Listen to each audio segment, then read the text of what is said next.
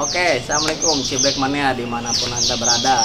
Kali ini gue berada di MBC Cakung, dengan bertepatan MBC lagi ulang tahun nih. Gue samperin lagi, silaturahmi lagi ke anak-anak Ciblek Mania.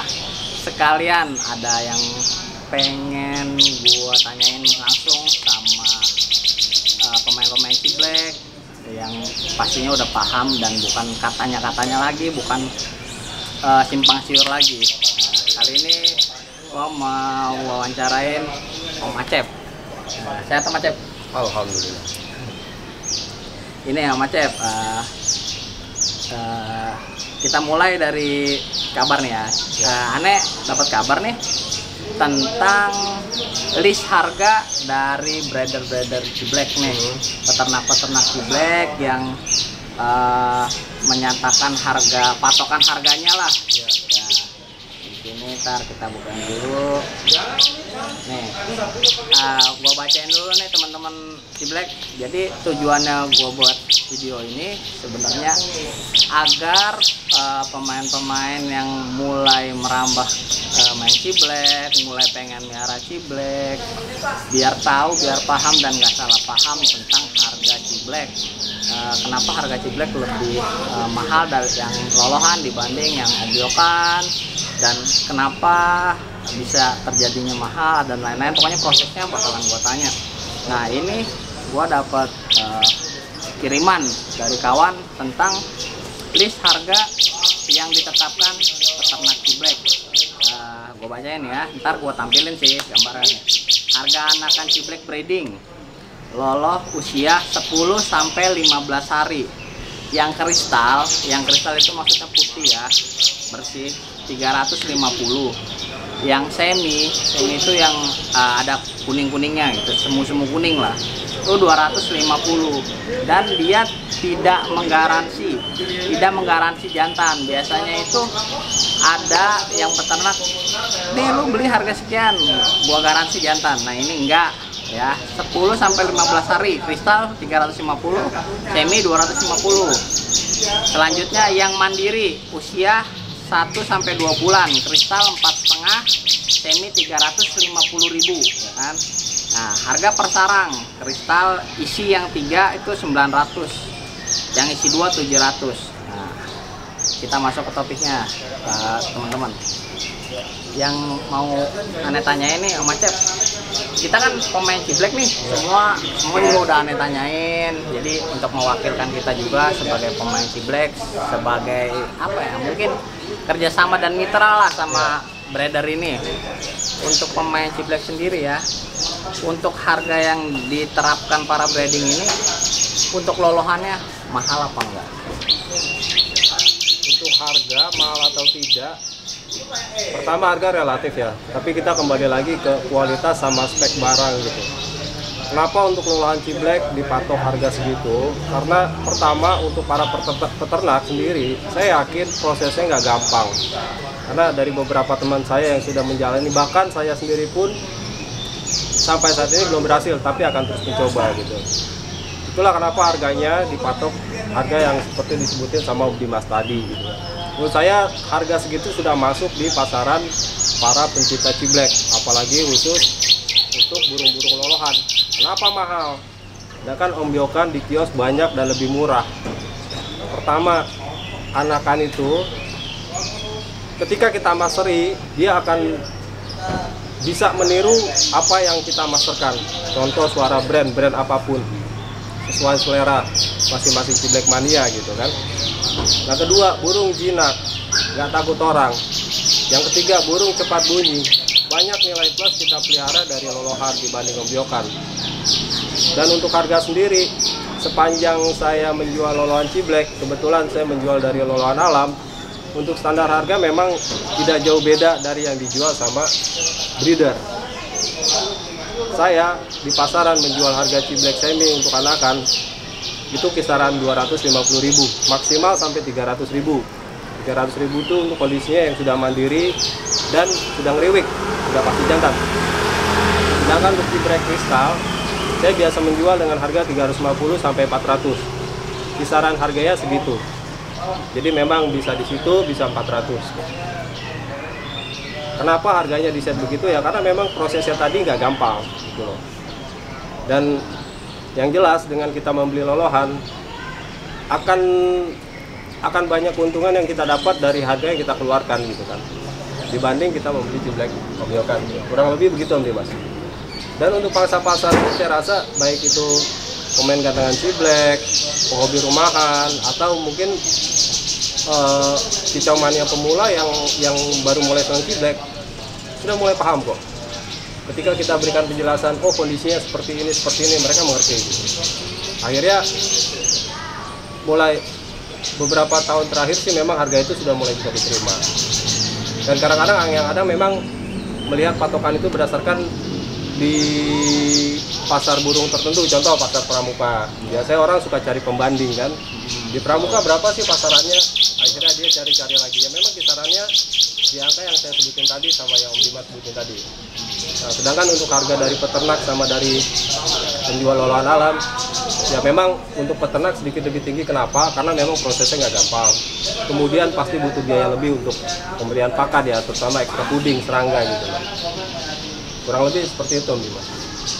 Lagi kan ada juga nih Om yang kita tahu kayak mungkin peternak alam tuh kayak dia ngambilin dari kebun nih, yang alam udah ciptakan, dia hanya ngambilin aja yang dari alam.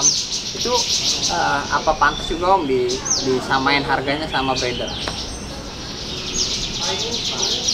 Pantas atau tidaknya kembali ke breedernya sendiri ya.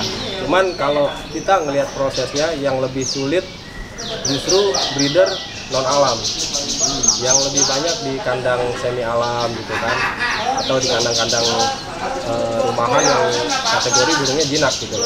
Karena tantangannya lebih sulit dibanding yang ternak di alam gitu. Itulah kenapa biasanya breeder rumahan yang pakai kandang semi apiari atau semi alam harganya bisa sedikit lebih tinggi, karena modalnya pun pasti akan lebih besar dibanding yang ternak di alam. Tapi kan kayak kita nih sebagai pembeli, nggak tahu nih, oh ini dari alam atau dari breeder nih, toh sama-sama lolohan. Ya. Berarti harganya udah disamain aja gitu.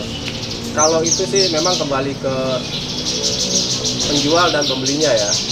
Ya pasti dimanapun transaksi jual beli akan ada posisi tawar menawar gitu kan. Cuma kalau kita kasih penjelasan seperti itu, pasti akan saling bisa memahami. Oh, tingkat kesulitannya seperti ini, kenapa dia lebih mahal gitu loh. Kurang lebih kayak gitu. Oke, jadi begini, kembali lagi teman-teman Ciblek yang untuk yang baru mulai mau masuk nih merambah dunia perciblekan, jangan down dengar anakan Ciblek yang harganya baru lolohannya aja udah sampai 350, 250, karena prosesnya itu nggak gampang, dan kalian juga bakalan lebih dapat banyak menikmati manfaatnya dibanding yang Om Yokan. Contohnya bisa di mastery, bisa masuk brand, bisa jinak, bisa hidup pasti. Kalau Om Yokan pasti jarang hidup ya. Betul. Macet ya. Om Yokan resiko mati. Karena ya sering kita temui di grup-grup di sosmed gitu ya. Apalagi yang membahas seputaran Ciblek, masalah Om Yokan itu nggak akan pernah habis tuh. Cerita orang ngombyok pagi, sore mati, ngombyok hari ini, besok mati gitu kan. Kan sayang juga gitu kan. Ya memang Om Yokan lebih murah gitu loh. Harganya mungkin bisa 1:5, 1:10 gitu kan. Tapi resiko matinya lebih rentan. Saran saya, daripada kita beli mati, ya nggak ada salahnya toh uangnya kita kumpulin dulu ya kan. Dibang beli Om Yokan 10 mati dikali 1, anggaplah harga Om Yokan berapa? 35-40 ribu. Ciblek lolohan 250 ribu. Berarti kan 1:5 atau 1:6. 40 ribu kita kumpulin aja dapat, kali 5 aja udah dapat 200 ribu kan. Dapat satu lolohan. Resiko matinya kecil. Kemudian burung kita mastery, bisa materinya bisa masuk. Kemudian perawatannya juga lebih gampang, nggak perlu lagi proses pengepuran, proses penjinakan. Kurang lebih seperti itu. Itu manfaat dari Ciblek lolohan. Memang harganya lebih tinggi sedikit ya Macet ya. Betul. Terus berarti ini kesimpulannya untuk para pemain Ciblek, untuk pokoknya para pencetak lah, ya, pencetak materi. Ini untuk harga yang diterapkan para breeding ini nggak jadi soal ya, nggak masalah Nggak ya. jadi masalah. Karena memang kita akui tingkat kesulitan untuk ternak ciblek itu tidak mudah. Terus ada lagi nih Mas Chef, kayak misalkan kita baru mulai mau ternak nih ya, Iya. mau ternak. Itu biasanya step by step kayak perawatannya deh, biar agar aman itu gimana kasih makannya. Ini ada pertanyaan juga soal kayak gitu. Oh gitu, untuk ternak ya. Hmm. Kalau untuk ternak, yang jelas kita harus pastikan dulu pasangannya siap ternak, umurnya mapan. Untuk tempat kandang, ya kita sesuaikan dengan kondisi burung.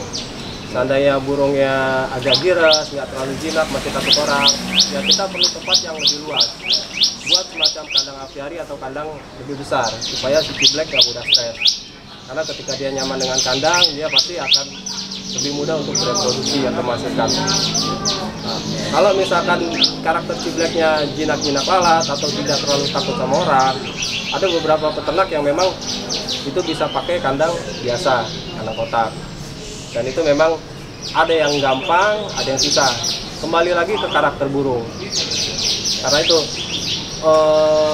mengingat tingkat kesulitan ternak ciblek itu nggak gampang, ya harga yang tinggi saya rasa masih masuk akal. Ya mungkin kalau kita, maaf kalau agak sedikit melenceng ya, melihat ke peternak lobet. Burung lobet sekarang di pasaran banyak, akhirnya harga jatuh. Kenapa harga jatuh? Karena ternaknya udah gampang, siapapun bisa ternak, betul. Tingkat kesulitannya udah bisa ketemu semua, akhirnya stok melimpah, yang beli mungkin terbatas. Akhirnya ujung-ujungnya hukum ekonomi, stok barang melimpah, harga pasti jatuh. Nah, ketika ciblek, dunianya udah beda, tingkat kesulitannya tinggi, stok barang nggak terlalu banyak. Jadi ketika orang cari barang, harganya agak tinggi, ya saya rasa itu wajar. Sekarang nih dengan kita tahu harga lolohannya aja sudah menyampai yang kristal 350. Iya. Nah, terus ketika sudah jadinya nih, kan pasti kan kita beli lolohan nih berharap nanti jadi bisa the best, bisa sampai ke lapangan, bisa sampai dijual. Betul. Untuk burung-burung yang sampai ketemu brand, bisa main di lapangan itu sekarang pasarannya berapa? Biar jadi penyemangat.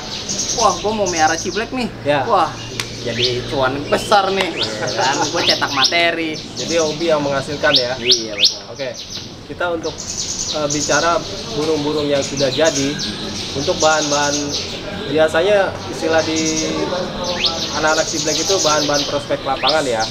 Tapi secara materi dia udah oke, kemudian secara mental udah siap, itu kisaran harganya 800 sampai 1 jutaan. Itu untuk burung prospekan.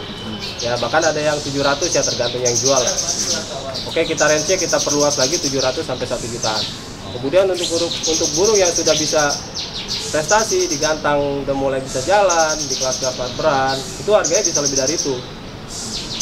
Lain lagi kalau dia sampai masuk ke tingkat lebih tinggi ya, gitu kan, latret nasional, itu harganya bisa wah gitu. Kalau teman-teman bisa update harga ciblek-ciblek yang mahal, pasti akan ketemu nantinya. Setahu saya juga ada ciblek yang harganya sampai 25 juta, 35 juta, ya. Silakan dicari sendiri. Oke, ya, jadi pada kesimpulannya harga yang diterapkan para breeding ini berarti sepakat nih ya, harga breeding semua menyepakati se-Indonesia dengan harga tersebut nih ya. Betul. Nanti gua paparin nih list harganya biar kalian paham, biar kalian juga nggak mengira-ngira kenapa mahal. Pasti banyak lebihnya deh beli di peternak, di breeding. Pokoknya dari loloh, intinya dari loloh, jangan ngombyok, stop ngombyok. Tadi ini udah sepakat nih ya para breeding ya, untuk harga ini. Berarti dan kita juga para pemain nggak keberatan untuk harga ini ya. Betul. Untuk mencetak. Oke, saya rasa sangat jelas, sangat cukup. Mudah-mudahan bisa dipahami para teman-teman Ciblek Mania se-Nusantara. Untuk para pemula tetap bersemangat, stop ombyok, tetap lolohan yang diutamakan karena banyak lebihnya, bisa cetak materi dan kejinakan dan bisa brand, nggak pakai mati-mati. Oke, terima kasih ya Mas Cep. Terima kasih. Jangan lupa subscribe.